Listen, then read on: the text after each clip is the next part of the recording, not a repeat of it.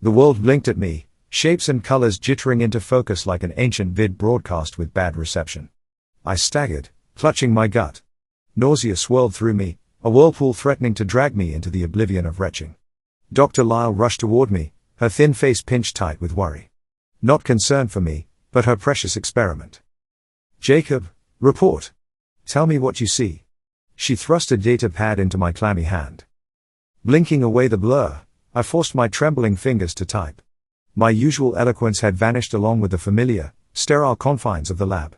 Before me lay a desolation of baked earth and scattered boulders, the only relief offered by stunted olive trees, their leaves like dusty coins trembling in the wind. But it was the smell, the pungent tang of sweat and iron, that made it sickeningly real. "Primitive encampment," I managed, my voice a hoarse croak. "Leather, crude metalwork." "Excellent. This aligns with target parameters. Take more sensor readings." Lyle's voice crackled with excitement, oblivious to my rising dread.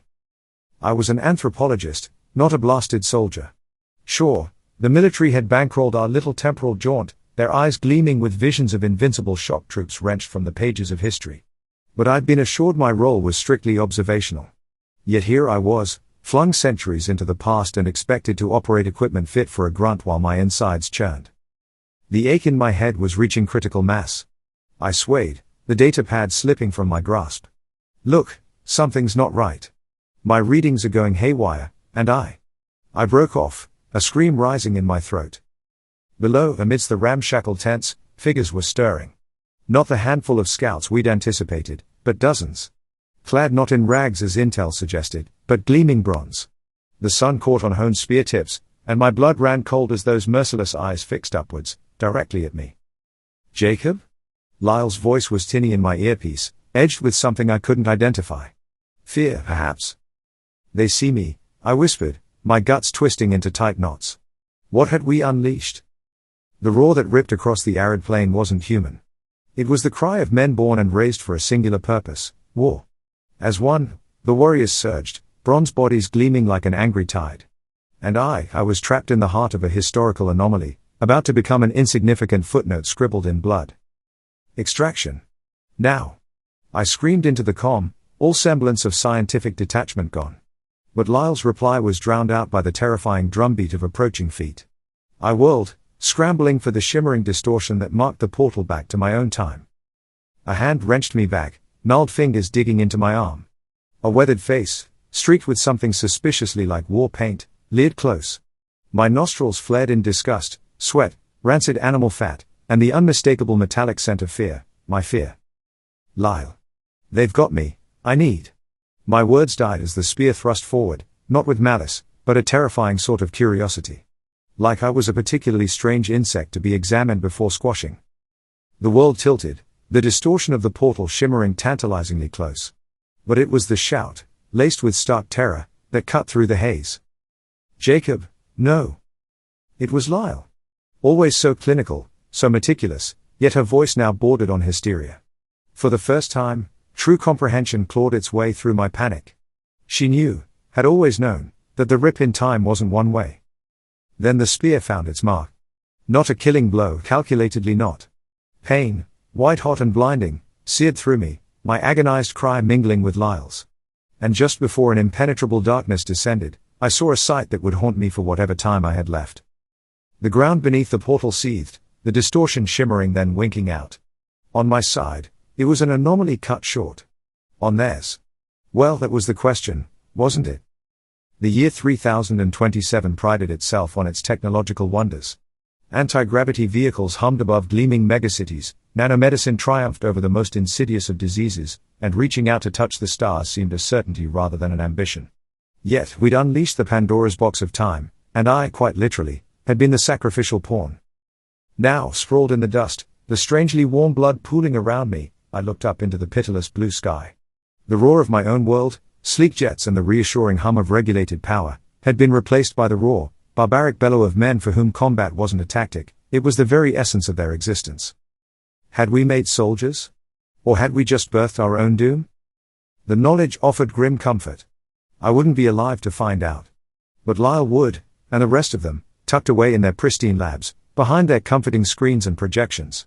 My body might be the first casualty, But the war, I realized with a dreadful certainty, was far from over. The Spartans weren't a relic I'd plucked from the past. They were a storm, unleashed to rip through our complacent future. And the worst part? I had a dreadful suspicion they might rather like it here. After all, where else do you find such a worthy battleground as the whole, wide world? I never claimed to be a brave man. Faced with true titans of combat, any pretense of courage crumpled like dust. Yet, as my vision blurred and the sounds of gathering warriors faded to a dull buzz, a strange sort of defiant glee kindled deep within me. Let them come through. Let them lay eyes on those sterile towers that pierced the clouds, the masses lulled into a false sense of superiority. Because the Spartans wouldn't conquer our soft, spoiled world. They would break it, and from the ashes, perhaps something with a spine, something strong and true, could finally rise. My last sight wasn't the anxious face of a fellow scientist, nor the satisfied glint in the Spartan warrior's eye. It was the shimmer of that unfinished portal, the severed link between centuries, and the haunting promise of chaos yet to come. Consciousness returned in stuttering fits and starts. My body felt like it had been trampled by a herd of those anti-grav rhinos the rich played within the sky parks. Pain, a constant dull throb, pulsed from the spear wound in my shoulder. Each breath rasped like sandpaper against my raw throat. Then came the sounds. Shouts, guttural and foreign, punctuated by the metallic clang of weapons. A primal fear older than civilization itself, surged through me. I was alive. And apparently, in deeper trouble than I thought. With a supreme effort, I cracked open an eye. The Spartan encampment, thrown into disarray, was a scene straight out of a nightmare. Gleaming figures, clad in body armor that seemed to shimmer with an otherworldly sheen, clashed with the bronze-clad Spartans in a brutal ballet of death. Future soldiers. Lyle must have activated some sort of emergency extraction protocol. A flicker of relief battled with the despair gnawing at me. They were here, but were they in time? The future soldiers were an imposing lot. Their armor a marvel of nanotechnology, adapted to deflect blows, morphing with a liquid-like sheen. They wielded energy swords, their blue glow casting an eerie light on the carnage. But against the Spartans' raw ferocity, their technological edge seemed almost unfair. A Spartan, a hulking man with a beard that could house a family of rodents, roared in defiance, his spear a blur as he fended off two attackers at once. One future soldier, a woman with crimson hair that defied gravity thanks to her helmet, managed to slip past his defenses. Her energy sword hissed, inches from his throat. But before it could connect, another figure, a Spartan woman with eyes as fierce as a tigress, slammed into the attacker. The clang of metal echoed as their spears met. The fight was a whirlwind of bronze and shimmering armor, fueled by a primal fury that transcended time itself. I watched, mesmerized and horrified, as the battle raged. The future soldiers fought with a cold efficiency, their movements precise and calculated. Yet, the Spartans, fueled by a battle-crazed madness, seemed impervious to pain. They fought like cornered wolves, teeth bared, desperate for the kill. Slowly, a horrifying truth dawned. Neither side was gaining a decisive edge. The Spartans' brutal savagery was met head-on by the future soldiers' technological prowess. It was a stalemate, a dance of death that could obliterate them both. Then, amidst the chaos, I saw him. A Spartan leader, towering over the others, his bronze armor etched with intricate symbols that spoke of past victories. He held a gleaming spear, but his weapon of choice seemed to be his voice. He roared a command, his voice laced with a power that resonated even through the cacophony of battle. The Spartans, as if on cue, began to fall back. Not in retreat, but with a chilling sense of order. They formed a phalanx, spears bristling, shields locked tight. It was a wall of bronze, an impenetrable barrier born from centuries of honed discipline. The future soldiers faltered, their momentum broken. For the first time, something akin to fear flickered in their eyes. They had no answer to this immovable wall of death. In the sudden lull, the Spartan leader stepped forward. He raised his spear, the point glinting in the harsh sunlight. "Fools!" he boomed, his voice carrying across the battlefield. "You trespass on Spartan soil. You who fight with machines, dare challenge the might of true warriors?" The future soldier leader, a woman with a steely gaze, met his challenge. "We come for what you stole. This is not your time. Return from whence you came." "Stole?" The Spartan leader threw back his head and laughed, a sound that sent shivers down my spine. "We have claimed what is rightfully ours. This world, soft and decadent, is ripe for the taking." His words hung heavy in the air, a chilling confirmation of my worst fears. These weren't lost warriors seeking their way back. They were conquerors, thirsty for dominion. And they saw our gleaming cities, our peaceful skies, as ripe plunder. The standoff continued, the tension thick enough to choke on. One wrong move, one misplaced word, and the fragile peace would shatter. A bead of sweat trickled down my temple. I was caught in the middle, a fly trapped in the web of a much larger struggle. Then, from the corner of my eye, I saw movement. A figure, cloaked in shadow, detached itself from the edge of the Spartan camp. It moved with a stealth that belied its size, a predator closing in on its prey. Before anyone could react, the figure lunged. The Spartan leader crumpled, the silver hilt of a dagger protruding obscenely from his back. Chaos erupted. The Spartans roared in fury, their disciplined phalanx shattering as they surged towards the shadow with bloodthirsty cries. But the figure was already gone, vanishing back into the darkness from which it came. The future soldiers took advantage of the confusion, their ranks tightening as they advanced methodically. Energy swords hummed, slicing through the gaps left by the Spartans' broken formation. The balance had shifted. The Spartans, leaderless and enraged, fought with even greater ferocity, but without direction, their strength turned against them. Yet, even as the future soldiers pressed their advantage, I couldn't shake the sense of unease. The shadowy assassin, had they acted alone? Or was there a hidden faction at play, one pulling strings and manipulating both sides in this deadly conflict? The thought chilled me more than any Spartan spear. Amidst the carnage, I found my feet, fueled by a desperate mix of instinct and terror. Stumbling and swaying, I made my way toward the shimmering distortion that marked the fractured portal. With each step, the shouts and metallic clashes faded, replaced by the frantic pounding of my own heart. If there was even the slimmest chance of getting back to my own time, I had to take it. The portal shimmered with an ominous instability, flickering like a dying fire. A blast of energy sent me sprawling, the future soldiers and Spartans now just blurry figures in the distance. My shoulder screamed in protest, the makeshift bandage long gone.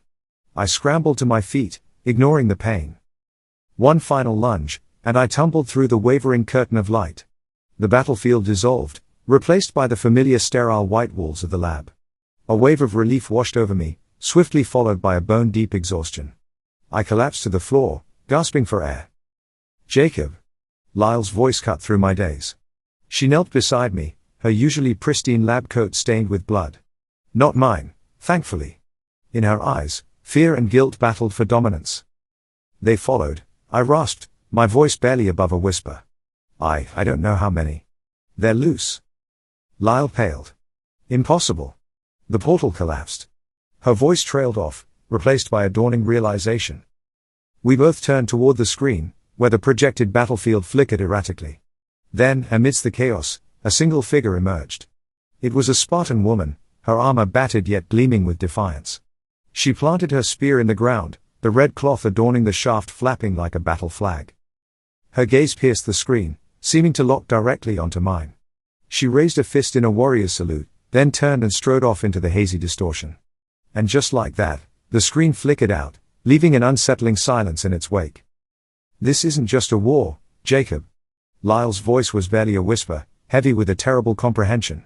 It's an invasion. I stared at the blank screen, a cold certainty settling in my gut. The spear wound throbbed, a constant reminder of the brutal reality that awaited our world. This wasn't a mere scientific experiment gone wrong. The moment we reached back in time, we'd woken a sleeping beast. The Spartans were here. They weren't some historical curiosity, but a force of nature, unleashed on a world ill-equipped to withstand their brutal efficiency. I thought of the shadowy figure, the puppet master in this deadly play. Who were they? Were there more? My head throbbed, mirroring the pulse of uncertainty now coursing through the very foundations of our society. The future, once an expanse of limitless possibilities, now seemed painted in shades of red. We had not just unleashed warriors, we had set the stage for an epic clash, one that would shape the destiny of both our worlds. And the worst part? I had a dreadful suspicion that we weren't the ones holding the pen that would write the ending to this story. I didn't return to my cozy apartment with its mind-numbing vids and synthesized food. Instead, I found myself confined to a small room in the Defense Ministry's sprawling complex. It was less a room, more a gilded cage. State-of-the-art monitoring systems hummed gently, and the door was guarded by 2 soldiers who stared at me as though I were a particularly dangerous lab specimen. Lyle was there, her once sharp features blurred with exhaustion. They consider you compromised, she explained, a touch of apology in her voice. Your contact with the Spartans makes you a liability. I wanted to yell in frustration, to point out the bleeding obvious, that the entire damn world was a liability now, but a weary resignation held me back. They saw me as a tainted artifact, contaminated by exposure to the past. My anthropological knowledge, once prized, now branded me as a potential traitor. The days bled into a monotonous blur of interrogations and debriefs. Generals barked questions, scientists scrutinized me for signs of, what? Stockholm Syndrome? Some latent Spartan berserker gene waiting to be triggered? I was poked, prodded, analyzed, and dissected, all in the name of national security. The only bright spot in this absurdity was Dr. Anya Petrova. Brought in as a battlefield psychologist, she possessed a sharp wit and a no-nonsense demeanor that sliced through the suffocating fear that had settled over the ministry. Unlike the rest, she saw not a walking biohazard, but a man grappling with something monumental. They're inside your head now, Jacob, she said, during one of our sessions. Those Spartans, they fought their way into your reality. Her words struck a chord. It wasn't just the physical threat they posed that kept me awake at night. It was the clash of mindsets. Their raw, survival-driven existence was a stark counterpoint to our technologically cushioned lives. We prided ourselves on virtual experiences, yet they'd tasted real blood, real death. Through the haze of sleep deprivation, a startling thought took root. What if they were the antidote to our complacency? A brutal, uncompromising reminder of what it truly meant to fight for survival. I shared this heretical notion with Anya, half expecting her to summon the guards. Instead, she leaned forward, a flicker of something like intrigue in her eyes. Jacob, that's remarkably insightful, she said. Fear is a powerful motivator, but so is the will to survive. Perhaps confronting our own obsolescence, looking into the eyes of these Spartans, is precisely what we need to wake up. News reports, heavily censored, trickled into my confinement. Images of skirmishes across the globe, front lines shifting with terrifying speed. The Spartans, adapting at an uncanny pace, seemed unstoppable. Then came word of the first major city to fall. Not overwhelmed by brute force, but infiltrated, conquered street by street in brutal close-quarters combat. Our gleaming anti-grav vehicles and drones proved useless in the maze of alleyways and cramped quarters. The generals panicked. Nukes were whispered about, the cold logic of annihilation flickering in their eyes. But cooler heads, Anya among them, argued vehemently against such a move. It would be a Pyrrhic victory, leaving a poisoned wasteland instead of a world worth saving. A desperate plan was hatched.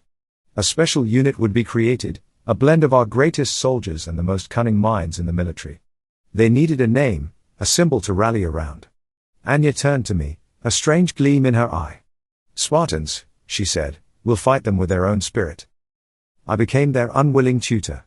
They immersed themselves in historical battle records, analyzed Spartan tactics, and learned to think not in terms of technological supremacy, but in the primal language of the cornered animal. Through it all, I saw a grim transformation take place. Gone was the arrogance and reliance on machines.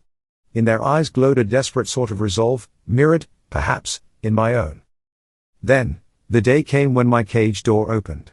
Anya waited for me, her usual composure replaced by a tense energy. You're needed in the field, she said. Not to fight, but to advise. My protest died on my lips. The sterile confines of the ministry dissolved as an anti-grav transport whisked me away. We landed not at a gleaming command center, but a makeshift encampment on the edge of a smoldering city. The air hung heavy with the acrid stench of battle and the unsettling quiet that follows. The commander, a woman forged from equal parts iron and desperation, barely spared me a glance. Anthropologist, she grunted, her eyes bloodshot. Tell me how they think. And so I did, standing amidst the rubble, the ghosts of Spartans whispering in the wind. In that moment, I was no longer Dr. Jacob Wells, mild-mannered academic.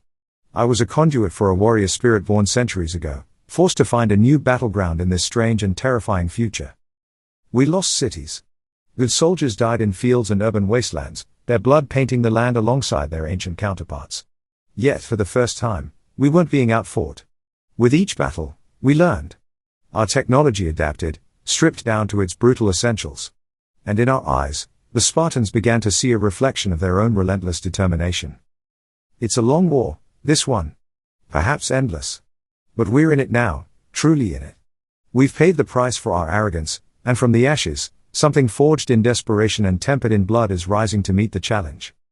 Years rolled by, not in the steady progression of a calendar, but in the jagged bursts of battle, frantic planning, and the bone-deep exhaustion that seeped into our souls.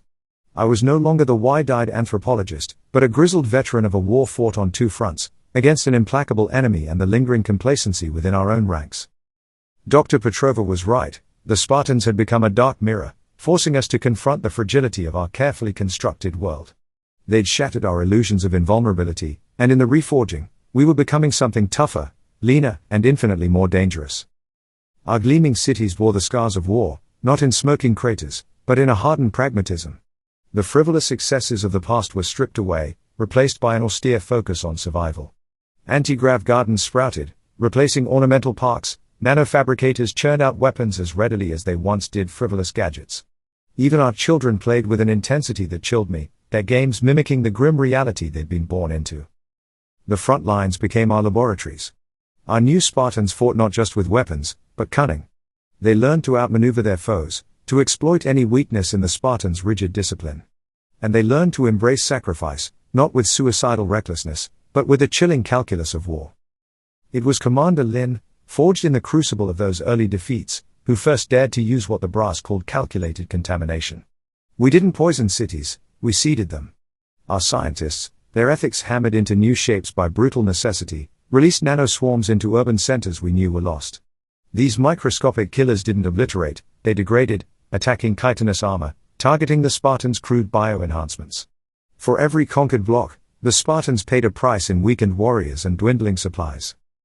I walked those battlefields afterward, amidst the broken bodies and noxious haze. Guilt gnawed at me, but so did a grim sort of pride. We were surviving, not by becoming more like the Spartans, but by twisting our vaunted ingenuity into a brutally effective weapon. It was in the third year of the war that I saw them for the first time, not on a flickering screen or through the scope of a rifle, but face to face. We'd captured one, a young woman with eyes older than time itself.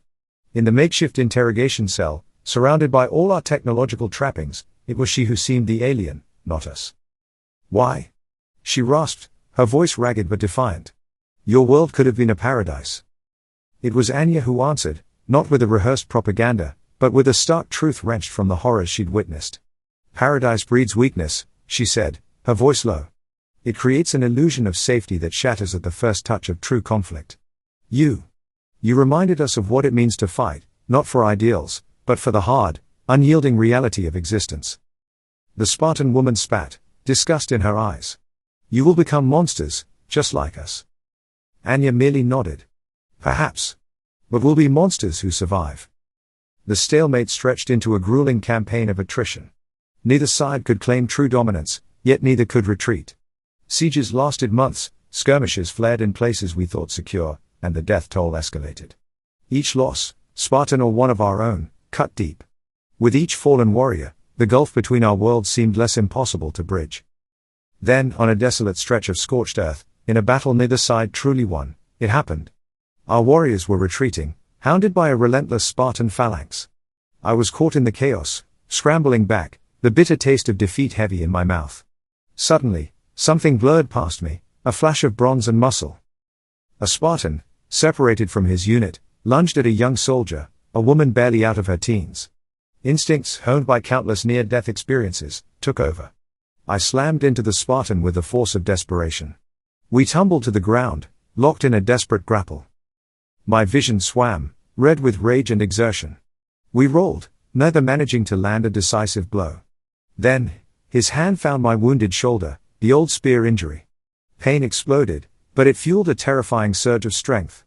I grappled for his spear, felt its primitive weight in my grip, and, in a move born of desperation not skill, thrust it upwards. The world went silent. The Spartan slumped against me, his eyes wide with surprise, then dimming. I wrenched myself free, gasping for air, my body screaming in protest. Around me, the battle raged on, oblivious to this small, insignificant duel.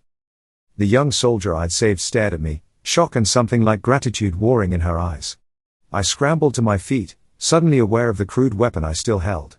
With a shudder, I tossed it aside and held up my hands in a gesture of surrender. Something flickered in the soldier's gaze, understanding perhaps. She turned and vanished back into the fray, not as a retreating warrior, but one fueled by renewed purpose. I slumped back to the ground, feeling my age more acutely than any battle ever had. Looking up, the sky no longer seemed like a boundary, but a taunt, a promise of a normalcy we might never reach again. We were all changed, irrevocably, by this brutal dance of death. The war continues. It may never truly end. Yet, amidst the bloodshed and relentless struggle, I cling to a sliver of hope. It's a fragile thing, born from fleeting moments of understanding on the battlefield, when enemies see in each other not monsters, but reflections of a shared, unyielding will to survive. Perhaps, one day, those moments can stretch into something more. Not peace, for true peace may be a luxury neither of our worlds can afford. But perhaps, a coexistence born from the crucible of endless war. A grim sort of understanding. That's the most we can hope for now. Some call me a traitor, a sympathizer. Anya, always clear-eyed in the face of the worst, says I'm a realist. Maybe a bridge builder, though that sounds laughably naive amidst the charred ruins and the ever-present echoes of combat. The war machine churns on, fed by blood and necessity. We adapt, they adapt, in an evolutionary arms race fought not across millennia, but in mere decades. Yet, in the eyes of the soldiers, theirs, ours, I see a grudging respect take root. It's a far cry from friendship, born not from shared ideals, but from recognizing the equal and opposite force that binds us in this bloody deadlock. Sometimes, the front lines stabilize for long enough to allow for exchanges. Not of prisoners, that's too risky for either side. Instead, we trade supplies in a strange ritual that plays out in the no man's land between our forces. They leave crudely cured meats, woven cloth, even rudimentary medicines when supplies are high. We respond with nanofab repair kits, energy cell components, the things their salvage tech desperately needs. Neither side speaks. It's purely transactional. Survival stripped bare of ideology or ambition. Yet, in those anonymous offerings, I see the flicker of a shared reality. We both bleed, we both hunger, and in the depths of this seemingly endless war, we both cling to the stubborn persistence of life. I still dream of the lab, of sterile lights and the comforting hum of data analysis. Sometimes, I even manage to convince myself it was all a nightmare, a fever dream brought on by the time machine's malfunction. But then I wake with the phantom ache of my spear wound throbbing, the acrid smell of the battlefield clinging to my skin. And I know this is my reality now.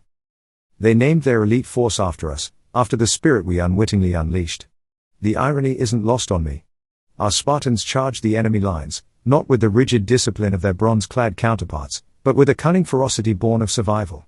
They carry energy swords, yes, but they've also mastered the scavenged Spartan spears, the simple, brutally effective weapons that whisper of an older, more primal time. Anya says that is what makes them so terrifyingly effective. One day, this war might end. Perhaps the children, the ones who know only this harsh symphony of conflict, will find a way to broker some sort of lasting truce. Or perhaps they will simply continue the fight, fueled by inherited hate and a thirst for a retribution that may forever be out of reach. As for me, I will stay on the edge of this war, walking the tightrope between my past and this brutal present. I will use my knowledge to help us survive, to give us the tiniest of edges in this desperate fight. And amidst the clash of steel and roar of energy weapons, I'll search for the small moments of shared humanity, a traded glance, a life spared, the flicker of understanding in an enemy's eyes. Because if nothing else, survival demands a strange sort of hope. Perhaps that hope isn't in glorious victory or lasting peace, but in the enduring belief that even across the blood-soaked gulf that separates us, we haven't completely lost sight of our shared, fragile humanity.